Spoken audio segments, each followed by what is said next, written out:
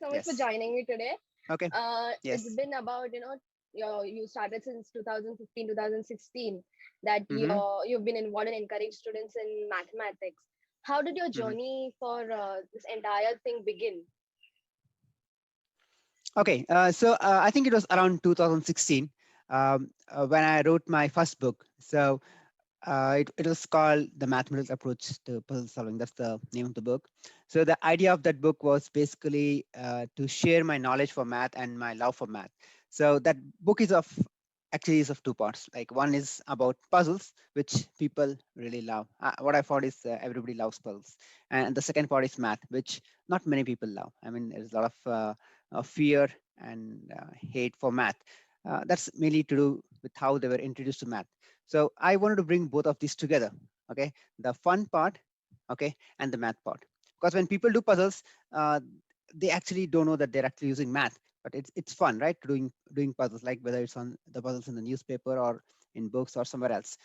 So I that book was basically to bring these two things together, the fun and the math part together, and actually show people, like whatever math they actually they've learned, how to actually put them to use in the day-to-day life, right? So simple puzzles, like different categories of puzzles are described in the book, and how we can use math as simple as, like, odd and even numbers, and use the math that they already know into some use, because one of the things I've seen is people, always has the question, okay, I learn all these things in my school, how do I use it actually, what are the use of it, right? So that's how it started. Okay, so when I wrote that book, okay, I that was my official entry into this math education field. And from there on, like, I met James Stanton, and he is the founder of Global Math Project and the inventor of exploding darts. So I got into exploding darts, and I was wowed by the simplicity of that concept. And actually, became a Global Math Project ambassador, and actually started giving sessions, teaching children about exploring dots, and actually started using them into other areas of mathematics, how we can use that concept in other areas of mathematics, like trigonometry, for example, right? Divisibility rules and those kind of things. And it was, I think, on National Mathematics Day in India, 2017, December 22nd. So I gave a session to a large audience at the Visvesvaraya Museum in Bangalore. Okay, and that's when a lot of people ask, okay, is there a book on exploring dots? Okay, there was none. Okay, so at that time it was, like, I went back to James, and I told him, like, people are asking for a book on this. So we both had written a lot of articles on explained arts, so we thought, okay, let's put all those things together and make a book. And that's how the second book came into place. And um, and soon after that, um, we started something called a DhiMath. Okay, a group of folks in Bangalore, like, who are passionate in Bangalore and in India, actually, basically not just in Bangalore. Okay, so we came together and created an organization called DhiMath. Okay, the idea was basically to come up with a math museum kind of thing. Okay, so where students can feel and touch and play with math. Okay, so as part of DMath, we started a lot of initiatives. We had in 2019, just before COVID, we had a 9-day event where we had a footfall of 20,000 plus people. So we had a floor in Visvesvaraya Museum where we exhibited math models, math games. So it was interactive maths throughout the 9 days. And that was really a good event for us to connect with people and show them how simple, how fun, and how easy it is to do math. So that's a quick brief of journey into math. Right. So, Okay. as you already mentioned about your two publications, Hmm. one is Mathematical Approach to Puzzle Solving and The Yeah. Magic and Joy of Exploding Dots. Right. You've already touched upon those, those books a bit, but if you could elaborate a little more on that, it would be great. Okay. So the first book is about two things, I said, right? Like puzzles which everyone loves a lot, and the second part is about math. Okay, so the first book actually shows how we can use math that uh, one has learned as part of their curriculum or elsewhere, right? How we can use that math and apply it to solving puzzles. So basically it's bringing the fun part and the math part together. Okay, so the book has around 12 chapters, each catering to different category of puzzles. Okay, and it shows basically how you can do a mathematical modeling and come up with a technique. And once you do it, you can actually figure out, okay, when you're solving puzzles, okay, um, are these puzzles similar or of different type, right? Because a lot of times what happens is like we keep solving different puzzles, but actually we a lot of them are of the same type, right? So how we can quickly figure out, okay, puzzles are of the same type, apply the same modeling, and they can solve the puzzles.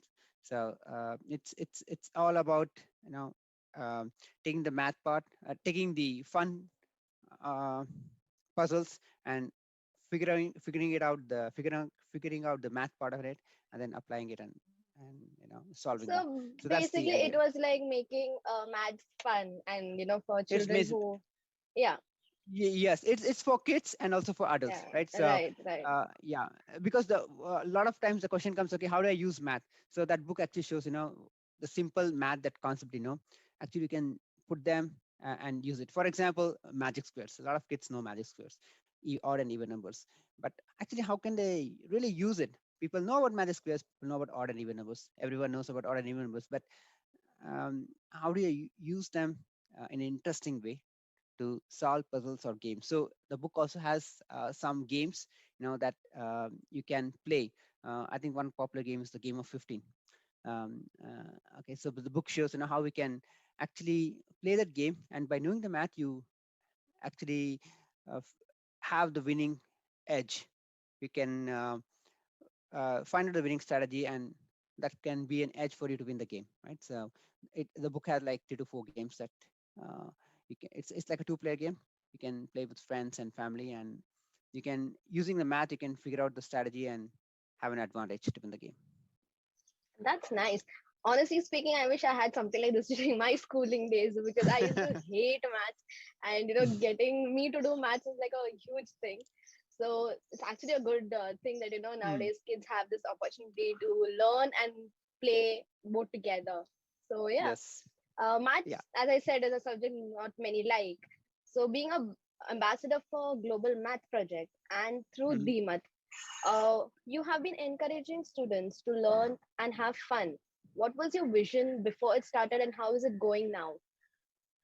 Okay. The vision of Global Math Project is basically to uplift joyful math. So it's not just in India, but all over the world.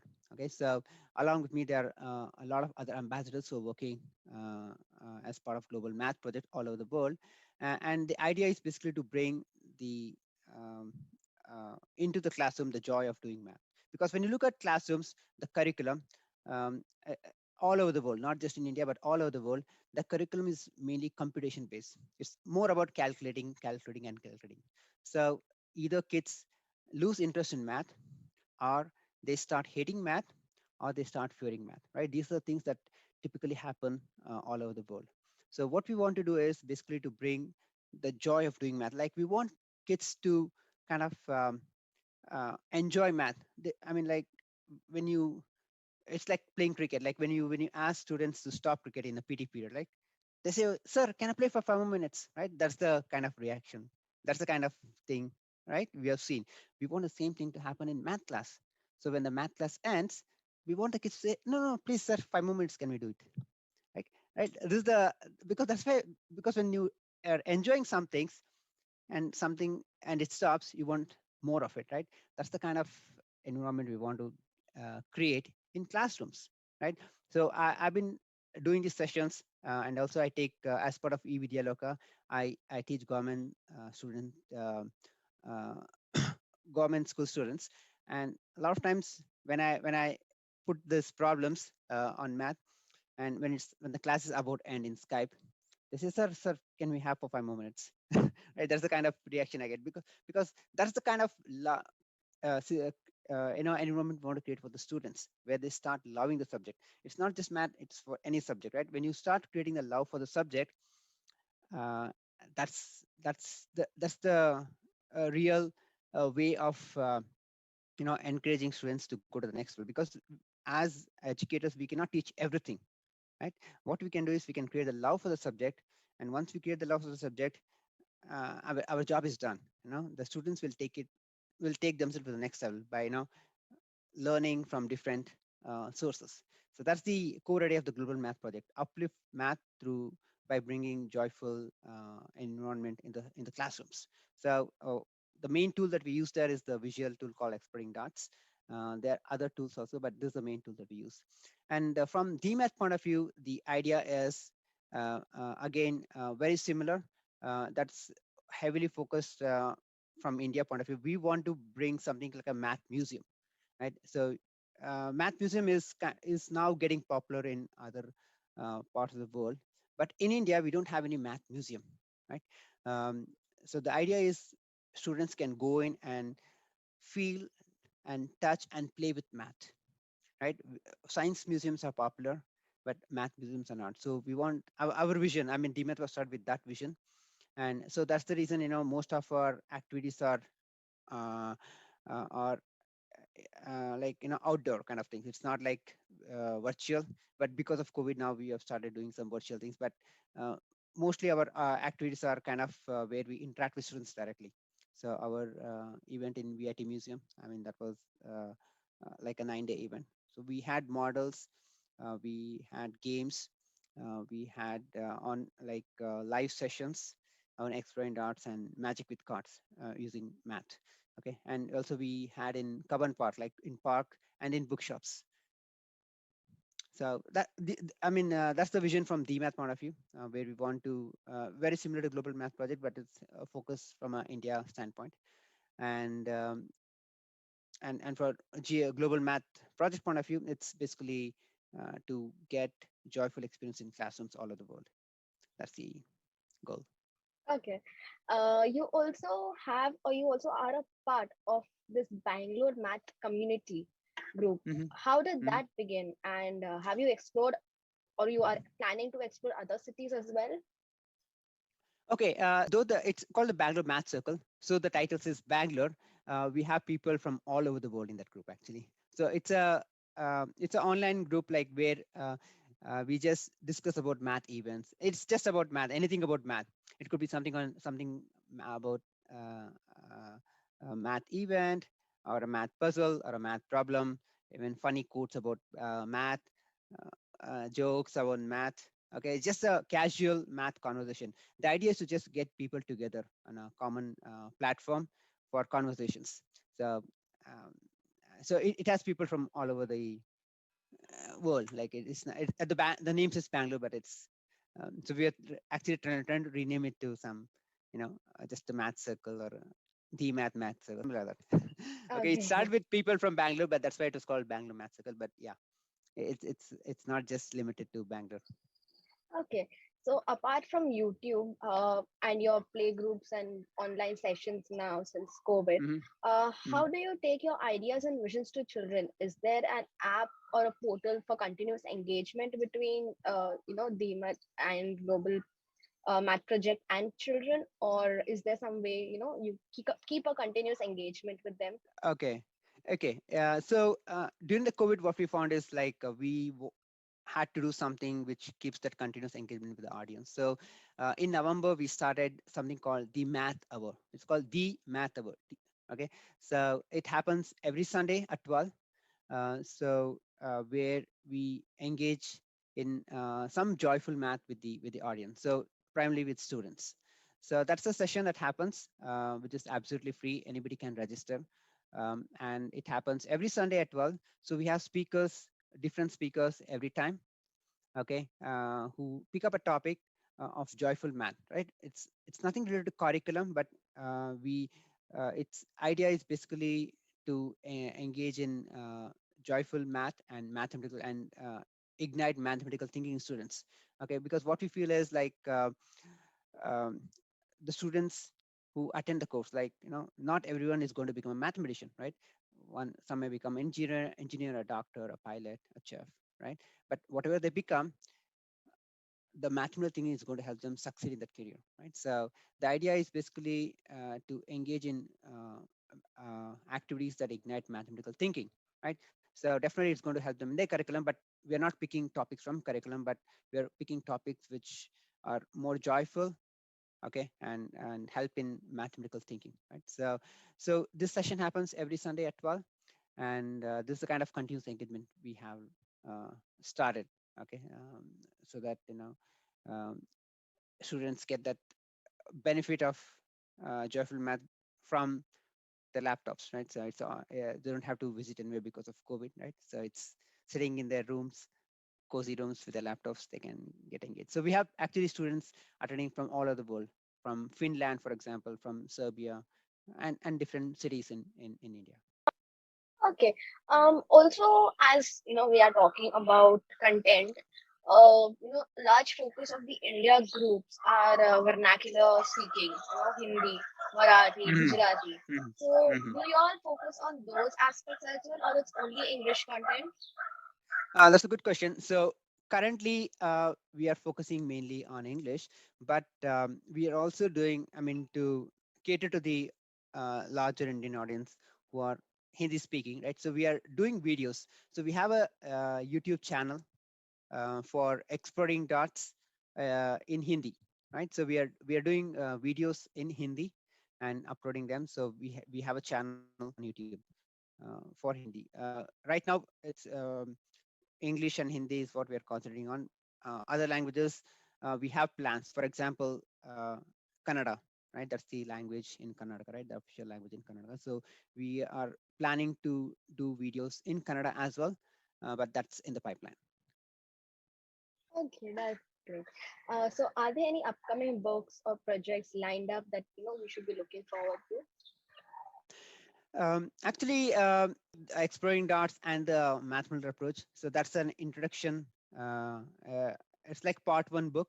So the part two is in the pipeline. Like so, on in exploring dots, um, we have figured out how we can use exploring dots in much deeper areas of mathematics, like number theory, okay, and trigonometry. So, but the first book doesn't cover them because those ideas were actually conceptualized after the book was published. So we are planning to publish part two of the book, but to be frank, I we don't really have an idea, what timeline it will be available, but that's something people can look forward to. And similarly for the first book, right?